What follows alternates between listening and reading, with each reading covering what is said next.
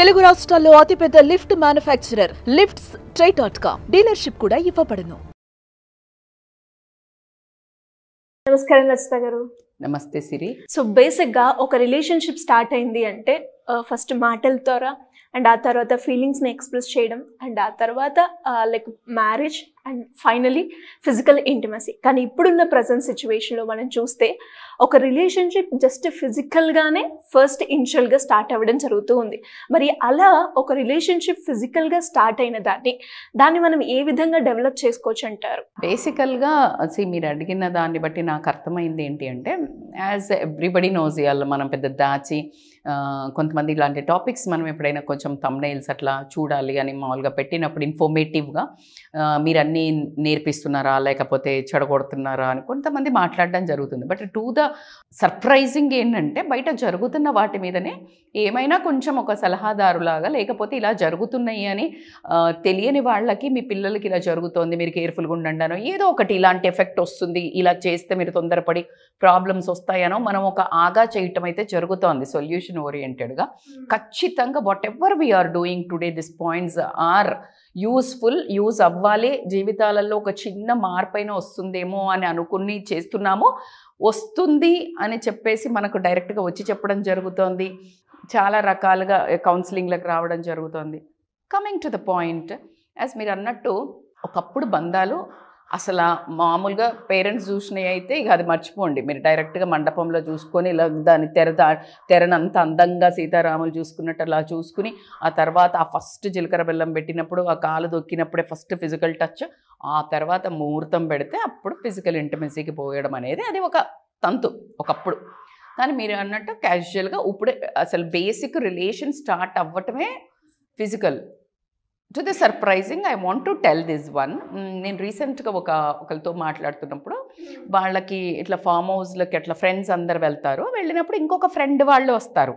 అంటే ఒక మనిషికి ఏదో పార్టీ ఉంచి ఇటువైపు కొంతమంది వస్తారు, ఇళ్ళకి చైన్ సిస్టమ్ ఫ్రెండ్స్ ఉంటారు, వాళ్ళకి చైన్ సిస్టమ్ ఫ్రెండ్స్ ఉంటారు, డిఫరెంట్ గ్యాంగ్స్ ఉంటారు. సో అక్కడ అలా పరిచయం అయిపోయి డైరెక్ట్గా దే హ్యాడ్ ఫిజికల్ ఫస్ట్ అంట, like they started they relation with first physical మీరు అడిగినట్టు. సో ఒకసారి ఫస్ట్ ఫిజికల్గా కనెక్ట్ అయినప్పుడు అక్కడ కొంతమందికి నచ్చుండొచ్చు, గిల్ట్ తోట, లేకపోతే గిల్ట్ అని కూడా కాకుండా అదే సరే కమిట్ అయ్యాం కదా ఇద్దరము, సరే ఈ రిలేషన్ని ఎట్లా బిల్డ్ చేస్తూ లాంగ్ టర్మ్కి తీసుకెళ్దాము, అంటే మన లైఫ్లో ఈ అమ్మాయి కానీ ఈ అబ్బాయి కానీ ఉండాలి అని అనుకుంటే ఎలా నర్చర్ చేసుకోవాలి, because the most important precious thing అయిపోయింది. అండ్ ఏది ఇంత జరిగినా కానీ ఒక సెకండ్లో తుంపుకోవడానికి ఆస్కారం ఉంటుంది. So how to nurture this sensitive relation, very sensitive relation. ఎందుకంటే అంటే ఏదో టైం పాస్కి ఇది వీళ్ళకి అలవాటుగా ఫిజికల్ అయ్యే వాళ్ళ గురించి నేను మాట్లాడట్లేదు Siri, because it is one night stand అనో, లేకపోతే వీళ్ళు కాకపోతే వాళ్ళనో ఫిజికల్ ప్లెజర్ల కోసం కీప్ ఆన్ చేంజింగ్ వాళ్ళ గురించి నాట్ దిస్ టాపిక్. అలా కూడా ఉన్నారా అంటే ఉన్నారు, వీఆర్ నాట్ డిస్కసింగ్ ఆన్. మనం మాట్లాడేది ఏంటి అంటే, ఒక సిచ్యుయేషన్ వైజో అనుకోకుండానో ఎమోషన్స్ని కంట్రోల్ చేసుకోలేకనో, ఫిజికల్ ఫీలింగ్స్ని హార్మోన్స్ని కంట్రోల్ చేసుకోకుండా సిచ్యుయేషన్ డిమాండ్ చేసినప్పుడు మనలో మన సెన్సెస్ కోల్పోయి అనుకోని పరిస్థితుల్లో వాళ్ళు ఫిజికల్గా కలవాల్సి వచ్చింది. అంటే దే ఎంజాయిడ్. ఆ తర్వాత both are in a trauma, both are surprisingly అరే అన్నట్టుంది. బట్ ఆ రిలేషన్ అంత మీరు అన్నట్టు ఎండ్ ఆఫ్ ద థింగ్, కానీ స్టార్టింగే పేర్లు పడ్డాయి. దెన్ ఇట్ ఈస్ లైక్ కొంచెం గట్టిగానే కష్టపడాల్సి ఉంటుంది ఇప్పుడు ఈ రిలేషన్ని నర్చర్ చేయడానికి. మేడం ఇక్కడ ఒక చిన్న డౌట్, అంటే బేసిక్గా అంటే ఒక బుక్లో నేను చదివాను అనమాట, ఒక ఫిజికల్గా మనము అంటే మీట్ అయినప్పుడు అది ఏ పర్పస్ అయినా కావుండొచ్చు, బట్ ఎమోషనల్గా అయితే మనము కనెక్ట్ అవుతాం ఏదో ఒక పాయింట్లో అని అంటూ ఉంటారు. Is it true? అంటే మనకి ఈజ్ ఇట్ ట్రూ అంటే యాజ్ ఏ వన్ విమెన్ ఖచ్చితంగా నేను అందుకే చెప్తున్నాను, ఎవరితో పడితే వాళ్ళతో ఫిజికల్గా, అందుకే you should not enjoy because you lose that beauty అని చెప్తున్నాను. బికాజ్ ఆ బ్యూటీ ఏంటంటే ఎమోషనల్లీ కనెక్ట్ అయితేనే ఫిజికల్ హ్యాపీనెస్ ఉంటుంది. యాక్చువల్లీ నేను ఇందాక అందుకే అందరికీ చెప్పట్లేదు ఈ ముచ్చట అని చెప్తున్నా నేను. అంటే జస్ట్ లస్ట్ కోసం చేసి ఆ ఎంజాయ్ చేసే వాళ్ళకి నేను ఈ టాపిక్ కాదు. ఈ టాపిక్ ఆ ఎమోషనల్గా ఏదో ఇంకా ఎక్కడ ఉంది అంటే ఈ కల్చరల్ అనేది మర్చిపోయి తొందరపడ్డా కూడా ఆ ఎమోషనల్గా కనెక్ట్ అవుతారు. కనెక్ట్ అయినాక ఈ బంధాన్ని తీసుకెళ్ళాలంటే మంచిగా ఇద్దరు గట్టిగా కష్టపడాల్సి ఉంటుంది. ఎలా కష్టపడాలి ఏంటి మేడం, కొన్ని టిప్స్ చెప్పండి. బికాజ్ నాకు అనుకోకుండా నా లైఫ్లో ఇలా ఒక ఇన్సిడెంట్ జరిగింది, బట్ నేను ఈ రిలేషన్ని ముందుకు నడిపించాలనుకుంటున్నాను. వాట్ ఆర్ ద పారామీటర్స్, నేను ఏం ఇన్పుట్స్ పెట్టాలి, నేను ఏం ట్రై చేయాలి అని అంటే కనుక here are the future points అని చెప్తాను. దాంట్లో ఫస్ట్ ఏంటంటే అన్నిటికంటే ఇంపార్టెంట్, నేను ఎప్పుడు చెప్పేదే మళ్ళీ ఓపెన్ కమ్యూనికేషన్. ఎప్పుడైతే ఆ ఓపెన్ కమ్యూనికేషను, ఇప్పుడు నేనేమన్నా మాట్లాడితే ఈయన కోపానికి వచ్చేసి వదిలేసిపోతాడా, ఈమె ఏమన్నా ఇప్పుడు నాకు ఆఫీస్ పని ఉంది, నేను రాలేనని చెప్పా, ఓకే నీకు ఫిజికల్ అంటేనే వస్తావు అంటదా ఏంటి? So they are unable to communicate. That becomes a suffocation. నేను ఒక్కొక్క పాయింట్ చెప్పినప్పుడు మీకు ఎక్కడ సఫకేట్ అవుతారో, ఆ రిలేషన్ని వదిలించుకోవాలి అని ఎక్కడ పాయింట్స్ వస్తాయో చెప్తున్నాను నేను. సో ఆ ఓపెన్ కమ్యూనికేషన్లో ఏంటంటే వాళ్ళు హాయిగా ప్రశాంతంగా ఎక్స్ప్రెస్ చేయగలగాలి ఫీలింగ్స్ని. ఆ స్పేస్ ఇద్దరు ఇచ్చుకోవాలి. అంటే అంత కాన్ఫిడెంట్గా ఉండాలి. అంటే నేను చెప్తే ఏం అనుకోదు అని అంత స్పేస్ మాత్రం ఇద్దరు ఇచ్చుకోవాలి. ఇక్కడ నేను ఎవరు అని చెప్పను, జనరల్గా ఒక చిన్న అట్లా డౌన్లో 49%లో లేడీని విక్టిమ్గా అనుకోవడం జరుగుతుంది. నన్ను వాడుకున్నావు కదా అనే వర్డ్ వచ్చేస్తుంది ఫస్టే, మోసం చేసావు కదా అనే వర్డ్ వస్తుంది. కాబట్టి ఆ విక్టిమ్ కార్డ్ ప్లే చేయకుండా give space to each other ఓపెన్గా. అలానే సేమ్ ఎప్పుడైతే చెప్పడానికి, ఎక్స్ప్రెషన్ ఇవ్వడానికి, వాళ్ళ కమ్యూనికేషన్, వాళ్ళ ఫీలింగ్స్ కానీ వాళ్ళ సిచ్యుయేషన్ కానీ ఎంత ఇవ్వాలని చెప్తున్నానో, ఆ చెప్తున్నప్పుడు ఆపోజిట్ పర్సన్ యాక్టివ్ లిసనింగ్ చేయాలి. అంటే ఇప్పుడు నువ్వు చెప్తూనే ఉన్నావు, నాకు ఇంత సిచ్యుయేషన్ ఉందని, నువ్వేం అర్థం చేసుకోకుండా అంతేలే నీకు ఇట్లా అని ఎంబటే మాట్లాడుతున్నావు. సో ఎక్కడ మ్యాచ్ అవుతుంది? నీకు ఫిజికల్గా ఒక పర్సన్ వస్తే నీకు ఇంట్రెస్ట్ లేకపోతే నువ్వు వెళ్ళిపోతే అసలు జరిగేది కాదు. You also cooperated. ఎగ్జాక్ట్లీ. ఇప్పుడు ఆ మనిషి చెప్తున్నప్పుడు నువ్వు కూడా యాక్టివ్గా వినాలి. Then only that relation continues. So అది ఇంపార్టెంట్. ఇంకొకటి ఏంటంటే ఎమోషనల్ కనెక్షన్ బిల్డ్ చేసుకోవాలి. ఎమోషనల్ కనెక్షన్ ఏంటంటే ఫిజికల్ కనెక్షన్ ఆల్రెడీ అయిపోయింది. ముందటే ఉండేది ఎమోషనల్ కనెక్షన్ బిల్డ్ అయిన తర్వాత ఫిజికల్ కనెక్షన్కి వెళ్ళేది. ఇప్పుడు ముందే అయిపోయింది కాబట్టి ఇక్కడ మీరు చేయాల్సింది ఏంటంటే అదర్ దాన్ అంటే ఎఫెక్షన్ చూపించడం నేర్చుకోవాలి.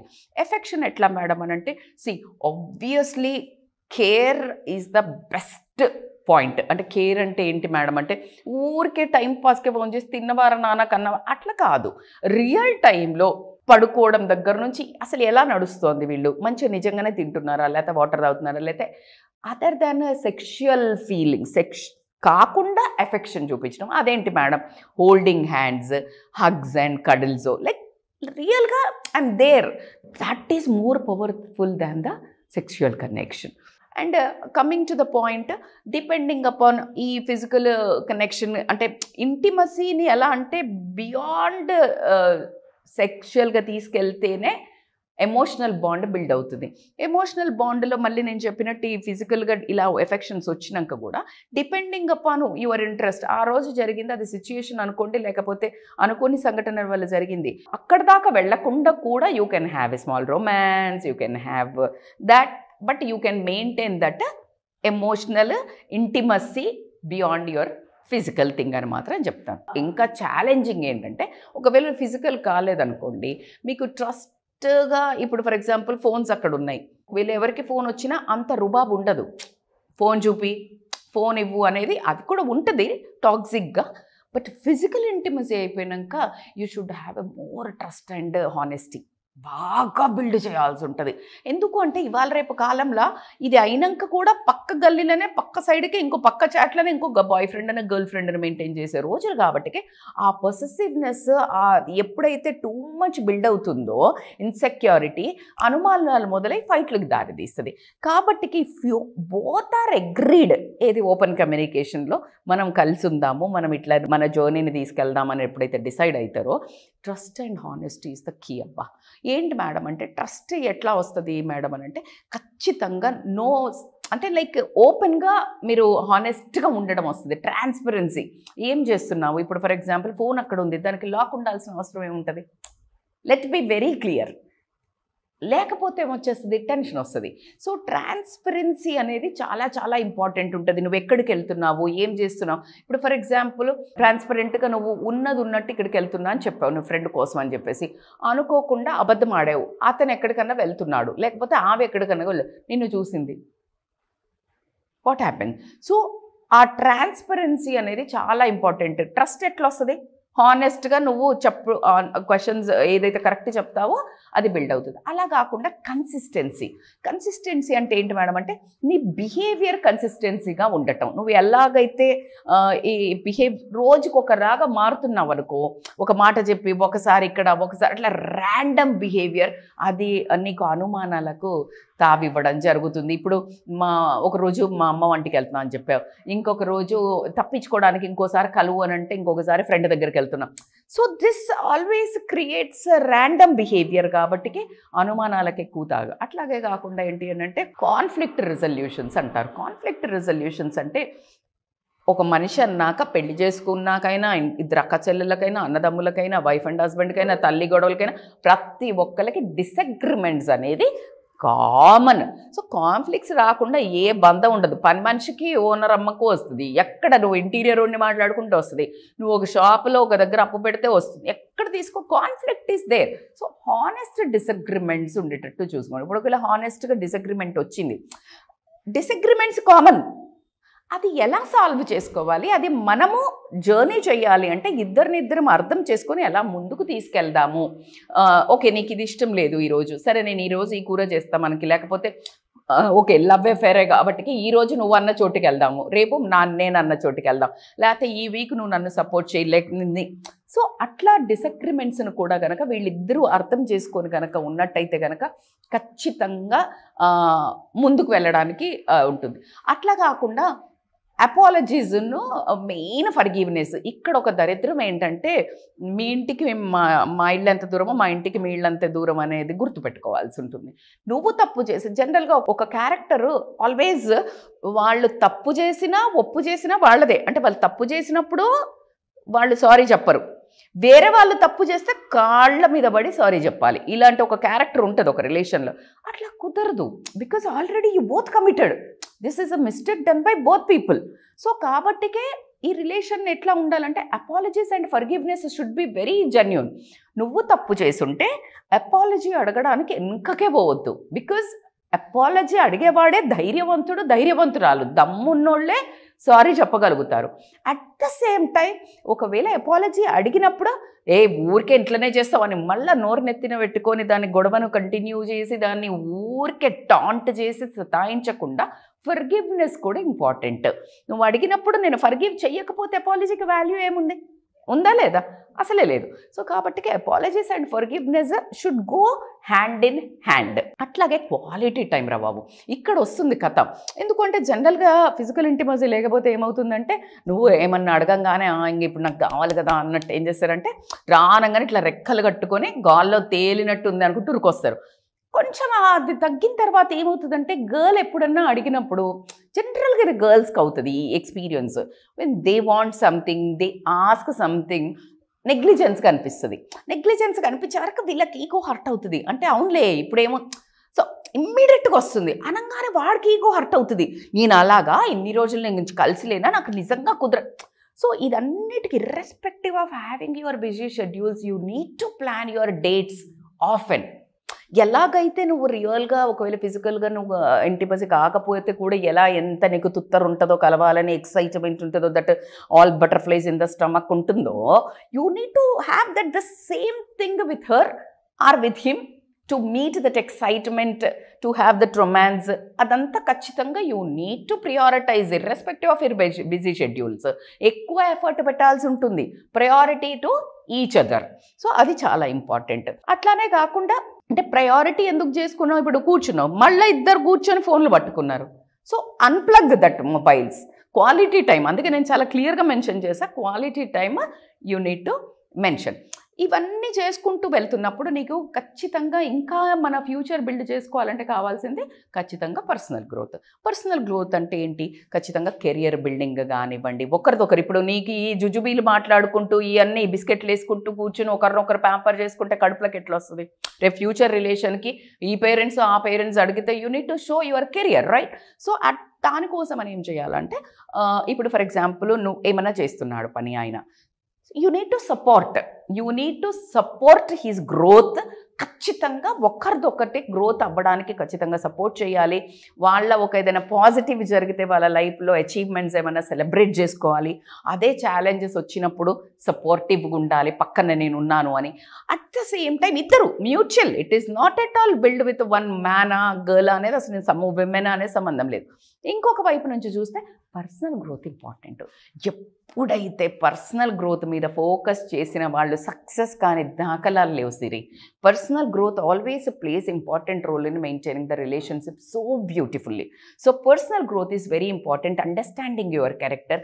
నేను ఇలా బిహేవ్ చేసి ఉంటానా, ఆమె అప్పుడు ఫర్గివ్ చేస్తే నేను చెయ్యలే. సెల్ఫ్ అనాలిసిస్, పర్సనల్ గ్రోత్ ఒక్కొక్క మెట్టు ఖచ్చితంగా లోపల కొడుతూ ఉంటాయి మనకి ఎప్పుడైనా తప్పులు చేసినప్పుడు. సో నీకు నువ్వు అర్థం చేసుకొని పర్సనల్ గ్రోత్లో హెల్త్ తీసుకొనియండి, ఫిట్నెస్ తీసుకొనియండి, డిసిప్లిన్ తీసుకొనియండి, ఒక same way of life behaviour ఒక పద్ధతిగా తీసుకెళ్ళడం కానివ్వండి. ఇలా కనుక నువ్వు పర్సనల్ గ్రోత్ కింద ప్లాన్ చేస్తే అమేజింగ్గా ఒకరి మీద ఒకళ్ళకి చాలా ట్రస్ట్ బిల్డ్ అవ్వడం జరుగుతుంది. కమింగ్ టు ద పాయింట్, వీళ్ళు ఎలా అయితే స్టార్ట్ చేశారో ఏది ఫిజికల్ ఇంటిమసీ, దాన్ని కూడా యూ నీడ్ టు సస్టైన్. ఎలా సస్టైన్ చేయాలంటే ఫిజికల్ ఇంటిమసీ రెగ్యులర్గా మేము మళ్ళీ దాన్ని బోరు కొట్టినట్టు నువ్వు చేసుకొని నెత్తి మీదకి తెచ్చుకోకుండా ఒక పద్ధతి పాడు పెట్టుకొని దానికి ఒక కల్చరల్ ఒక బ్రేక్ ఇచ్చుకొని మీ చిన్న రొమాన్స్ తోటో చిన్న ఆ ఎండ్ అయిపోకూడదు, ఆ ఎమోషన్ ఆ ఎండ్ అవ్వకూడదు. బ్యూటీ ఏంటంటే నాకు మళ్ళీ ఈ అమ్మాయితో కానీ అబ్బాయితో కానీ కలవాలి అని అనిపించే నోట్లో you should start and you should end.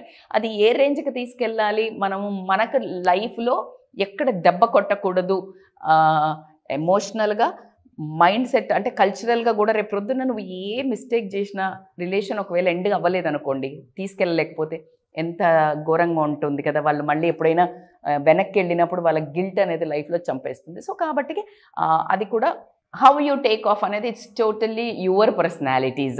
అది ఎంత దూరం వెళ్తుంది అనేది మనిషి మీద మనిషికి నమ్మకం రావడం జరుగుతుంది. నువ్వు అస్సలు కూడా ఒకవేళ బిల్డ్ లేకపోతే కూడా కట్ అయ్యే ఛాన్స్ ఉంటుంది, ఎందుకంటే వేరే వైపు మొగ్గడం చూపిస్తారు. ఇవాళ రేపు అది కామన్ అయిపోయింది కాబట్టికే ఇంకో వైపు మొగ్గు చూపిస్తారు. కాబట్టికే దాన్ని మెయింటైన్ చేయడానికి మెయింటెనెన్స్ ఫీ అంటారు కదా, అలాగా అది రొమాన్స్తో చేస్తారా, మీ ఎమోషనల్ బాండింగ్తో చేస్తారా, మీ కడ్లింగ్ అండ్ హగ్గింగ్తో చేసుకుంటారా, మీ ఎలా ప్రేమతో చేస్తారా అనేది it's totally your call. That is one more important. ఇంకొక చాలా ఇంపార్టెంట్ అంటే మ్యూచువల్ రెస్పెక్ట్. ఈ మ్యూచువల్ రెస్పెక్ట్ అనేది ఎట్లా పోతుందంటే ఇక్కడ ఈ ఒక్కటి స్టార్టింగ్ చేయటం వల్ల ఏదంతా గొడవ వస్తున్నప్పుడు నువ్వు ఇట్లాంటోడివి, నువ్వు నన్ను వాడుకున్నావు, లేకపోతే నువ్వు ఇలాంటి దానివి, నువ్వు వచ్చే అంటే ఆ బియాండ్ వర్డ్స్ ఏదైతే ఒక రాంగ్ ఫౌల్ లాంగ్వేజ్ ఎప్పుడైతే యూజ్ చేస్తారో యూజ్ చేయడానికి ఆస్కారం ఎక్కువ ఉంటుంది. When they question trust, honesty, transparency, consistency ఇవన్నీ లేవు, ఓపెన్ కమ్యూనికేషన్ ఇవన్నీ లేకపోయేసరికి ఒకళ్ళ మీద ఒకళ్ళకి పట్టుందా? లేదు. ఏం జరుగుతుంది? వదిలేస్తాడా ఇంకొకరి దగ్గరికి? ఎందుకంటే ఆల్రెడీ వీళ్ళు ఇప్పుడు ఇట్లా బరితెగించి వచ్చేసాం మనం. I'm very sorry to use that word అంటే వాళ్ళకి అనిపిస్తుంది అది. సో రాంగ్ థింగ్ చేసాం. సో ఇంక కమాండ్ ఎక్కడుంది? లైఫ్ మీద పట్టు లేదు. ఎందుకంటే అవును నువ్వే వచ్చావు అంటాడు, నువ్వే వచ్చావు అని ఈయనంటాడు, ఈమె కూడా అంటది నువ్వే నన్ను ఇలా మోసం చేసావు. సో కాబట్టి it's very easy to move away both the ways part. So కాబట్టికి ఆ మ్యూచువల్ రెస్పెక్ట్ నువ్వు ఒక్క మాట అంటే ఆ ఎదుటి మనిషి 100 మాటలు అంటారు, తీసి అక్కడ పెడతారు.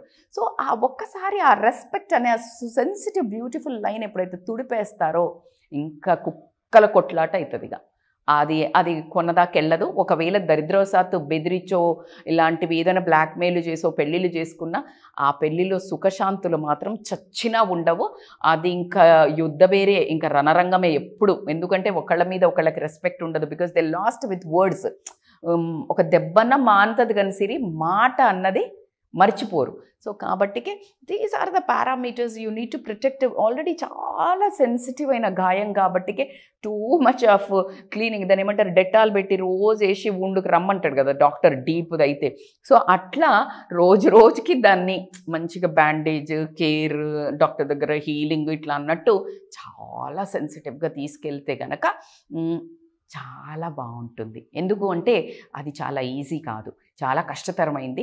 ఒకరికొకరు వాళ్ళు ఇచ్చుకున్న ఏదైతే చేసుకున్న అడుగులు వేసిన మంచో తప్పో చెడో దాన్ని కూడా బిల్డ్ చేసుకుంటూ మేము వెనక్కి కొన్నదాకా తీసుకెళ్ళాము అంటే ఇక వాళ్ళకి తిరుగులేదు. ఆ ఒక ప్రయాణంకి తిరుగే లేదు. కాబట్టికే పొరపాటున మీరు అలాంటి అడుగులు వేసినట్టయితే ఇదిగో ఇవి పాటించుకొని మీ జీవితాన్ని చాలా హ్యాపీగా మీ గిల్ట్ను కాస్త ప్లెజర్గా మార్చుకొని ఒక మంచి రోల్ మోడల్గా కూడా ఇలా చెయ్యకండే బాబు ఇంత కష్టం ఉంటుందని కూడా మీరు ఒక ఎగ్జాంపుల్ చెప్పాల్సి వస్తుంది. కాబట్టికే ఖచ్చితంగా అసలు ముందు అట్లా కమిట్ అవ్వకండి.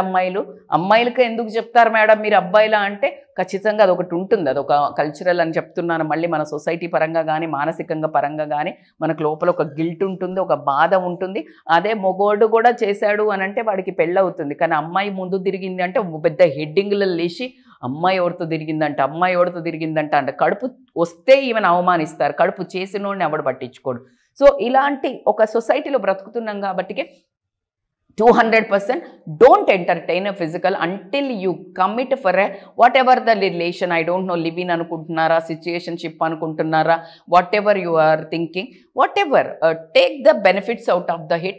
Atla cheptaru madam ante barabar cheptanu, because the most valuable benefit when you both are engaging yourself, go for commitments. ఏమేం కావాలా ఇద్దరం ఏమనుకుంటున్నాము రాసుకుని అప్పుడు యూ స్టార్ట్. పెళ్ళి అనుకుంటే మాత్రం ఆ అందమైన పెళ్ళి తర్వాతే ఈ యొక్క హ్యాపీనెస్ పెట్టుకుంటే ఇంత ప్రెషర్ ఉండదు. But whatever the relation ముందుకు తీసుకెళ్ళాలనుకున్న దానికి అన్నిటికీ ఇది కంపల్సరీ పారామీటర్సే. కాబట్టి this exercising, this cogent of respect కానీ ఇవన్నిటి వర్క్ ఫర్ ఈచ్ అదర్ కానీ ఖచ్చితంగా మీ లైఫ్ ముందుకు వెళ్ళడానికి అద్భుతమైన టిప్స్ అని చెప్తాను నేను. Great tips madam. Thank you so much. Thank you so much Siri.